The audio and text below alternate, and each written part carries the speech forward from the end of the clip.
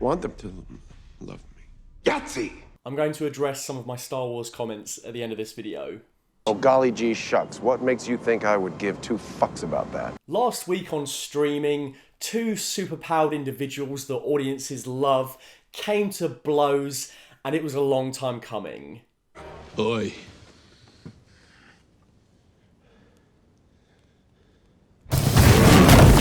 Yeah, that's right.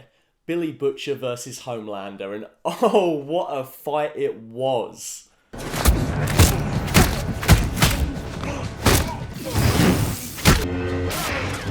How'd that get in there? Oh, don't cry. Of course, Soldier Boy and Hughie got involved as well, but the real meat of the story was between these two characters. William, we made a deal to fight till the death. You and me. It was a relentless fight between all parties involved, with some sweet sound design. The hits really landed, and it was just so incredibly exciting to watch. But the real reason why it was such a good fight was because it was built upon the stakes and character and drama that has permeated not just through this season of The Boys, but the previous two seasons as well.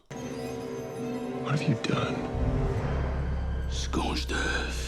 This was a huge payoff in an otherwise immaculate episode, and I just want to break it down and talk it up because I want to be more positive on the channel again, and when I watch something like Herogasm and I find it orgasmic, then I need to talk about it. I wonder if calling this video Herogasm Was Orgasmic will screw me in the algorithm. Let's find out. This is Herogasm.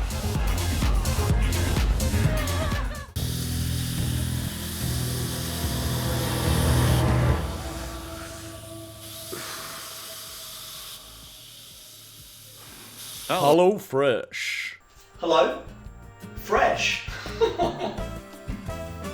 They send meals weekly. I've gone for a calorie smart option, but you can go pescatarian, vegetarian. They send you all the ingredients fresh out of the box.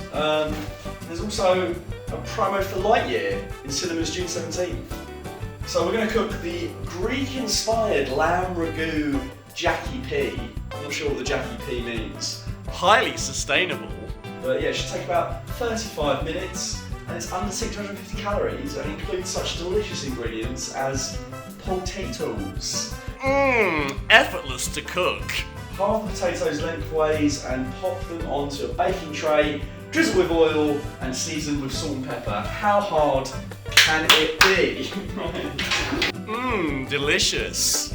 Get to cook something fresh, and also because you've got something different with each recipe, it keeps it fresh, keeps it hello fresh even.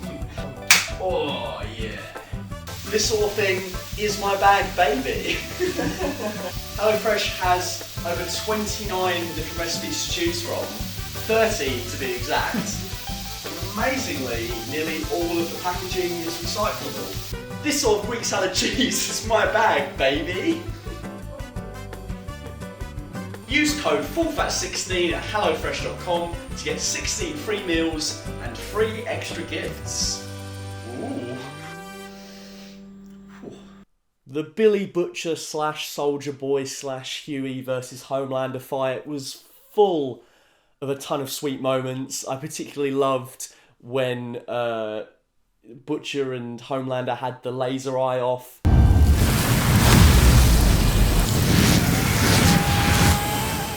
That was awesome. When Butcher was beating Homelander and he just had this like massive salacious grin on his face.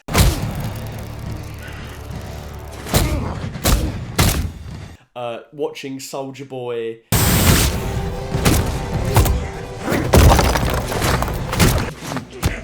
beat the shit out of Homelander only to realise that, oh shit, maybe he is actually an upgrade as he gets kicked into a wall. And then in turn, seeing Soldier Boy grab Homelander by his cape and launch him into a wall. Buddy, you think you look strong? You're wearing a cape. There was a lot of oomph to the action. It was quite choppily edited, but I think that worked for the style of the show. And also, like, because, you know, it's not really an action show. The fights come few and far between. It's much more character-based and drama-based. So when these things do happen, I feel like you just really want some oomph to it. And the way it was cut was just made the whole fight feel relentless between everyone involved.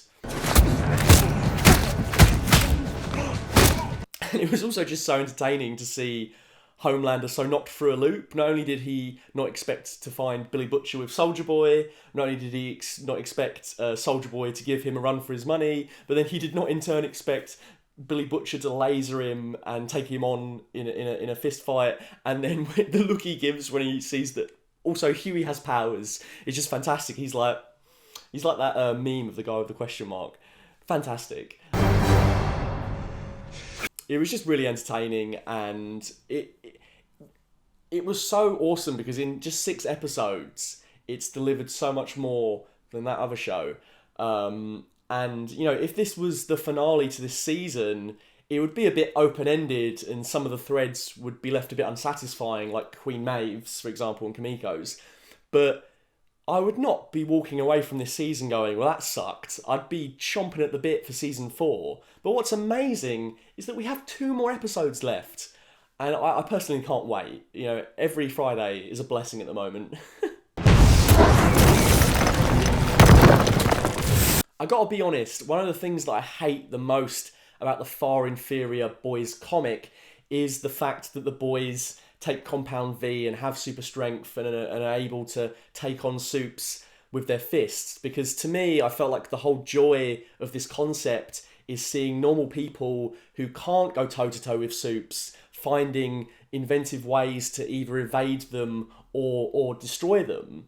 And that was what was so interesting about the first 2 seasons. So when we saw in the trailers for season 3 that like Butcher was going to get laser vision and superpowers, I was like, oh, they're finally doing the thing they did in the comics. I don't know how this is going to play out. But so far, I think it's been fantastic. I love that it only lasts for 24 hours and that they're sort of obviously making comparisons to sort of it being kind of like a drug addiction. And they've really dialed up the idea that it takes a heavy toll on you to use this temporary Compound V. It's really humbled Butcher in some interesting ways, but then it's also allowed his revenge to come out on Homelander in ways that he was unable to before. And then obviously, as I said, with Hughie, that's been really interesting, seeing him go progressively darker. So I can't wait to see, A, where those 2 characters go with the temporary V, and B, if any other characters get tempted to use it. Like, Kimiko's lost her powers now. Maybe in a moment of desperation, she'll be forced to use temporary V if she doesn't get her powers back. Maybe it could help A-Train get over his heart problems. Who knows? And there's a bunch of other characters that might end up using it. I personally want to see Director Bork take some temporary V. I think that would be fantastic. You guys fucking ready? What I really love about The Boys is that every single character is really interesting and has some 3-dimensional facet to them, which means that you care about them in some small way, even the ones that you love to hate, like Homelander. And it results in a series where it doesn't matter what storyline you cut to, what scene you go to, what character you address, all of it is incredibly exciting and incredibly engaging. I don't think there's been a single moment across The Boys since the first season where I've been bored or unenthused by a certain plotline, and it's all to do with Eric Kripke's stellar character work. Whether it be Frenchie and Kimiko, or A-Train, or Hughie and Starlight, or Billy Butcher, or Homelander, or Queen Maeve, the list goes on. Damn, I could do a whole episode of Director Bork. You guys fucking ready? When Soldier Boy was announced as coming in this season, I thought they were going to kind of do what they did with Stormfront and bring him in as like the new big bad, even nastier than Homelander type. But I've been really surprised with how they've handled it, and I think it's been really interesting so far. He's a man out of time, much like Captain America. It's too late. Afghanistan is ours. Wrong. It's free. but he's also got some shades of the Winter Soldier in there, which is a really neat marriage.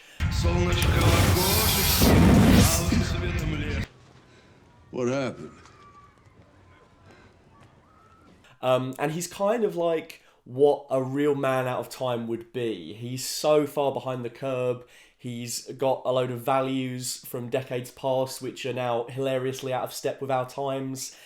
Do men really walk around like that? He would be caught dead in that pussy gear. And he loves Bill Cosby. That didn't age well. Lot to unpack there. Guys, that's a real man. Holy shit, did he make some strong drinks. Holy fucking shit. He's a really interesting character. Now I got nothing.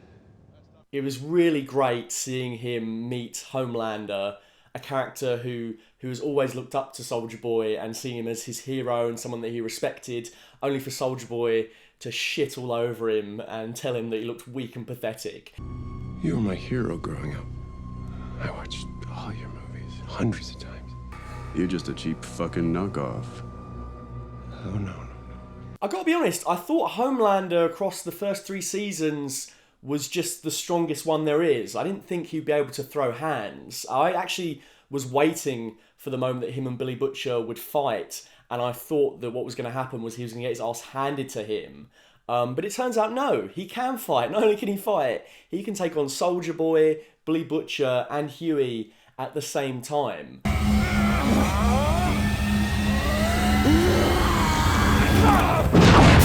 So the stakes have definitely been raised in that department. I wasn't sure if maybe this was going to be Homelander's complete and total humbling, but even at that, he seems to be scared and threatened for the first time in his life. So I think that's going to be really interesting seeing where he goes from here. He's no longer untouchable. Really had me going for a minute there. And the same goes for Soldier Boy. You know, he struts around the whole episode thinking that nothing can touch him. And we see in that fight against Homelander that he's probably going to lose one-on-one if it wasn't for Billy Butcher coming in and saving his ass. Oi. So I wonder how that's going to sort of play in the final 2 episodes, because you know both these incredibly strong superhuman characters have had their egos bruised. Annie had a really interesting relationship in this episode with both Hughie and Mother's Milk. Hughie is a grown-ass man that's made his own choices. Please. It was so interesting to finally hear Hughie admit that On our first date, you said that it didn't bother you. I know. But it does.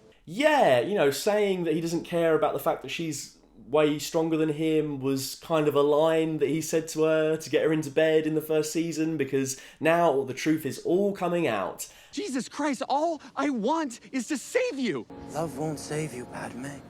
Only my new powers can do that. It's been really interesting to see Hughie go further along this dark path as he's discovered his super abilities through the temporary compound V. And I think it's so apt that, you know, probably like the weakest member of the boys' team pound for pound is the one that gets the biggest kick out of getting these superpowers, because suddenly the tables turned. He's felt like a weakling his whole life, and now he gets to finally play with the big boys. It's interesting to see the protectiveness he has over Annie and how he's become so misguided by the powers that he's been given and the opportunity to be on that playing field. You can't go. I can't. And it was just incredibly satisfying to see Annie just chuck him across the road. And then Annie and Mother's Milk, such an interesting pairing, which we got a little bit of in season 2, but they've sort of expanded that this season, because they're really the only 2 characters in the show that are truly good. And I thought it was so interesting to see Annie be the one that sort of keeps Mother's Milk from straying into that line of moral grey. I'm pissed at those guys too, but we have to keep our heads on. Why? Why do I always have to take the high road? He doesn't control you.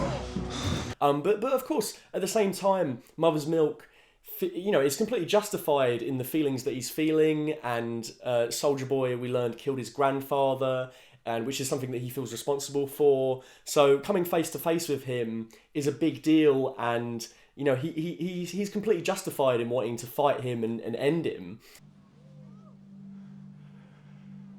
You killed my family. Which one? But I just thought it was so awesome for Annie to be the one to say to him, the other only good character in this show, to team up with Mother's Milk again and say, come on, we've got to go help these people. And for Mother's Milk to understand that, that's not what he's here for. He is a good guy. It was a bit of a shame to see him get covered in cum. Poor guy.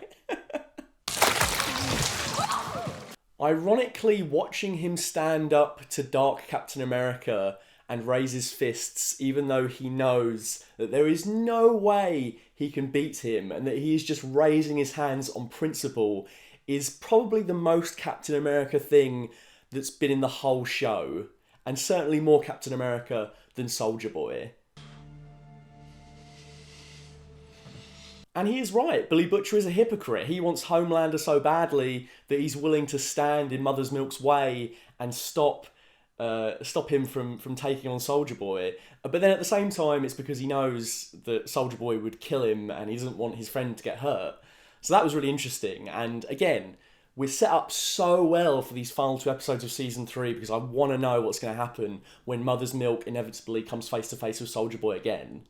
I think, weirdly, the only thing in the episode that was kind of a little bit disappointing was the actual Herogasm party. Just because we got hyped up so much by the marketing that this was going to be, crazy and, really, pushing the boundaries of what television can get away with sexually.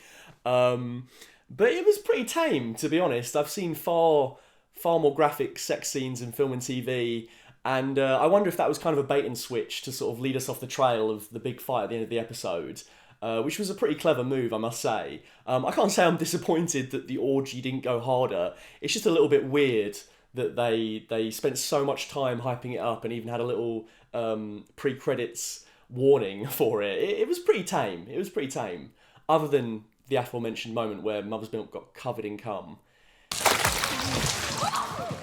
Seeing the Ant-Man knockoff from the first episode, I think his name's Termite, get crushed by Homelander was pretty hilarious and probably the best entrance Homelander's had in the whole show. Someone please help. And then of course we got more with A-Train this episode. I think he's probably one of my favourite characters because he was such an awful villain in the first season.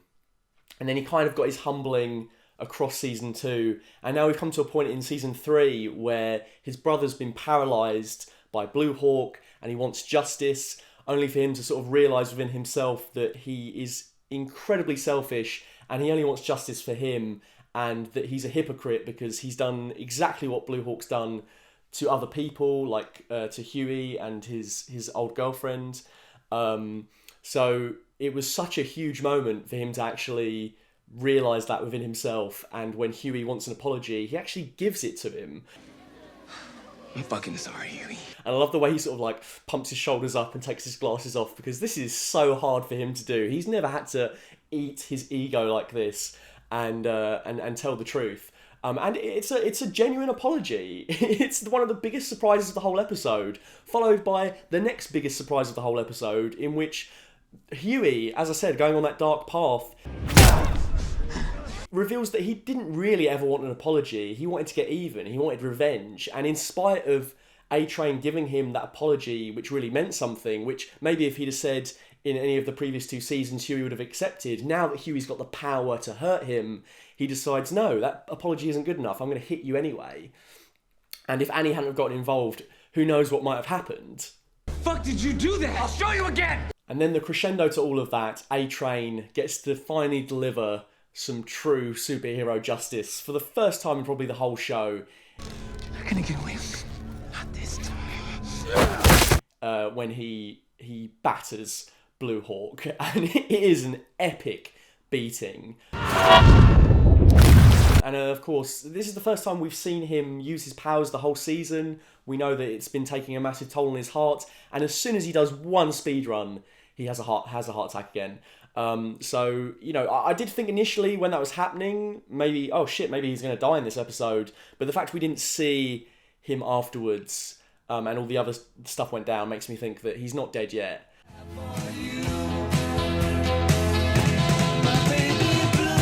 And I certainly hope not, because I think out of all of the Supes other than Queen Maeve, he's probably the one that could stand to be redeemed the most, especially now that he's sort of seen a lot of his own problems and has realised that he could be a true beacon of justice. I think it would be fucking awesome, honestly. But that's the thing about this show, like, you think it's going one way, and then it goes another. When Drummer Boy, I can't remember his new Supe name, is it Supersonic or whatever? When he's flirting with Annie in the first episode and Hughie ain't liking it, you're thinking, oh, is he going to steal Annie away from Hughie? Is that where it's going to go? No, Homelander's going to cave his fucking face in. And, you know, like, that's why it's so good. Like, I think with, not to mention that other streaming show, Kenobi, I said last week that there were no surprises to that show, and one or two people actually commented saying, well, why do you expect surprises? And I'm like, you should always expect surprises in a well-told story. It should constantly be making you ask questions. It should constantly be getting you to wonder what's going to happen next, and to make your own theories, and then to, like, you know, sometimes squash them completely in the most satisfying way possible and give you something that you didn't expect. And that's what The Boys does consistently. Where's your fucking rage? Your self-respect?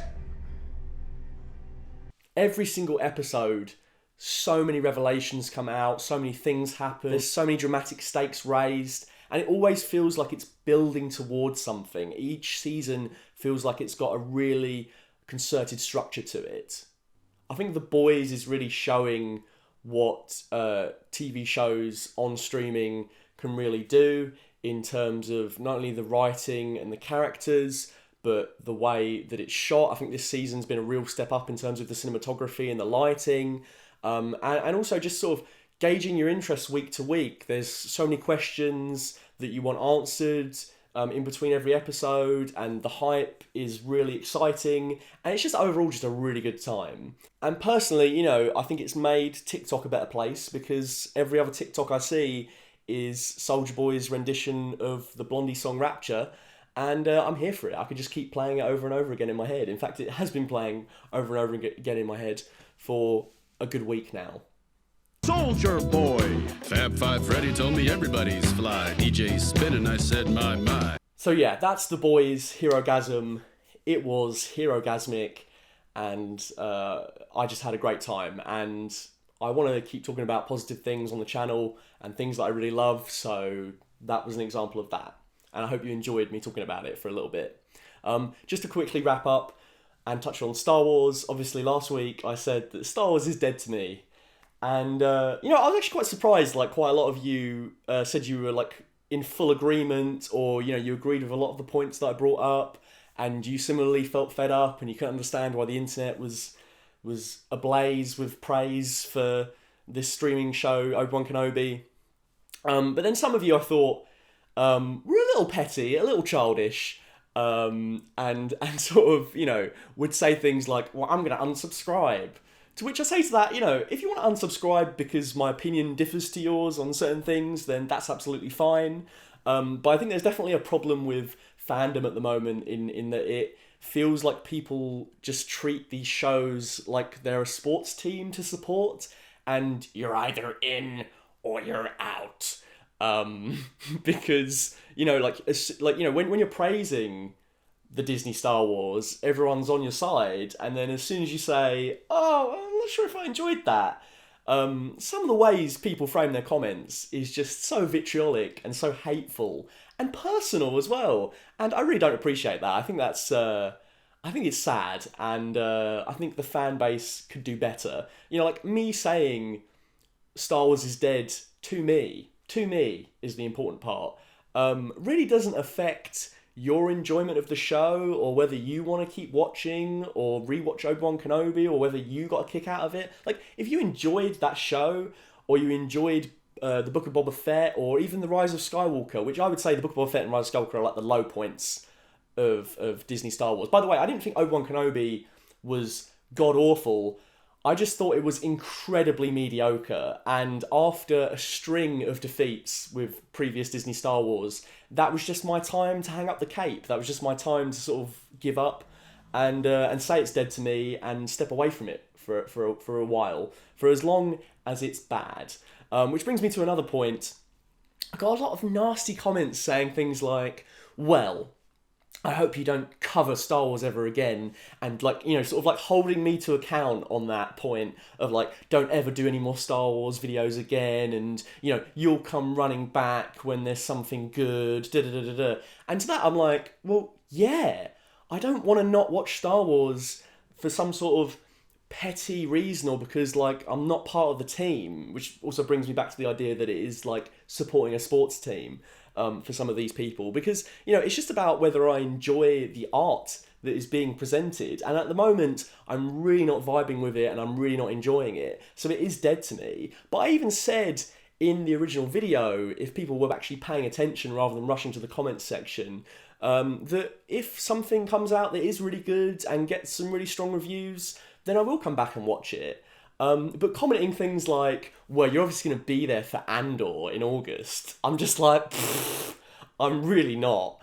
Like, you know, you might think that I'm another YouTuber that's going to say this is dead to me and then cover it in 2 months' time, but as I gave an example with Doctor Who in the last video, that was dead to me. I didn't announce it was dead to me, so maybe that's why people didn't mind as much at the time, but when The Timeless Child happened, and there was all that like lore-building bullshit, after 2 seasons of mediocre writing, in spite of Jodie Whittaker, I just thought, no, I'm done. That didn't mean that I didn't mean I stopped making Doctor Who videos. I made a couple of Doctor Who videos in that period, but it was all retrospective stuff on things that I'd liked previously, which is what I expect to do with Star Wars in the future. I'm not saying that I'm not going to ever cover Star Wars. I'm just saying that it's more likely to be something on like Jedi Fallen Order, which is awesome, or, you know, the prequels, the OT, something like that, rather than covering anything new that's coming up. Because honestly, in spite of Andor looking like it's got higher production values and looking better than Kenobi visually, I just do not care about it one iota. I don't think that time period is particularly interesting. I think they've rinsed it. I don't care about seeing like the Age of the Empire anymore. I certainly don't care about a show for a character that was the support in a prequel itself, in which everyone died. Spoilers for Rogue One. So I just, there's nothing enticing me to that show. Even before Kenobi came out and I was disillusioned completely, I didn't really care about Andor and I didn't really want to watch it. So that's not going to be a hard task for me. Unless enough critical consensus says that it's amazing, and I mean amazing, a palate cleanser from all the mediocrity, then maybe I'll give it a go. Which is what I would have done with the 3rd season of Whittaker Who. If Flux had come out and it had received rave reviews, then I would have watched it, you know? It's got nothing to do with like being on the team or not. I just want to watch things that I enjoy and things that are good. So if they stop being good, I'm going to stop watching them. Maybe saying Star Wars is dead to me was a little dramatic, I'll give you that. Maybe I should have more accurately said Disney Star Wars is dead to me, because people saying like, oh, so I guess it's all dead to you then, like everything from 1977. I'm like, no, obviously not. Obviously not. Do I have to explain every single point in microscopic detail? Maybe I do, because based on some of the comments I got, maybe I really do.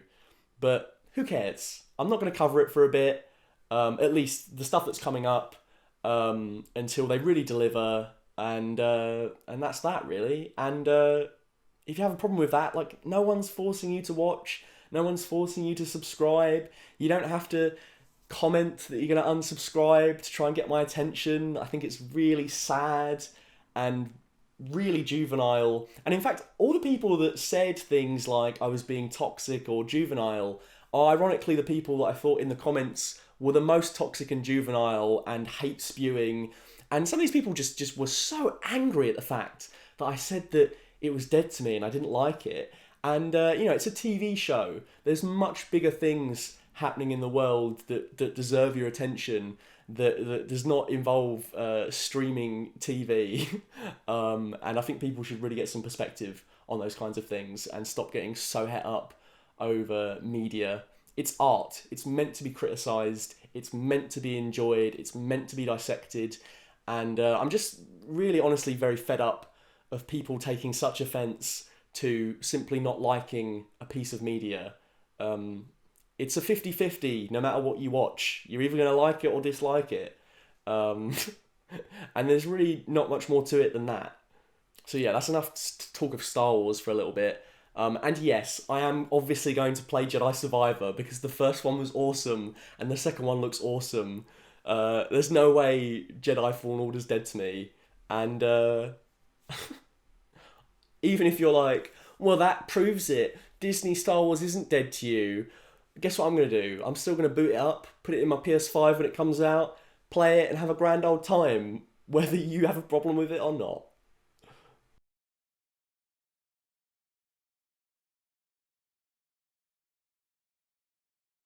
A big thank you to my full fat tier patron, Dr. Chike. If you'd like to donate money to my Patreon, you can find me at patreon.com/fullfatvideos. You can also find my thoughts on Obi-Wan Kenobi week by week on the Full Fat Podcast, which is the sister channel you can find under the channels tab in my YouTube channel. That's the Full Fat Podcast for Obi-Wan Kenobi.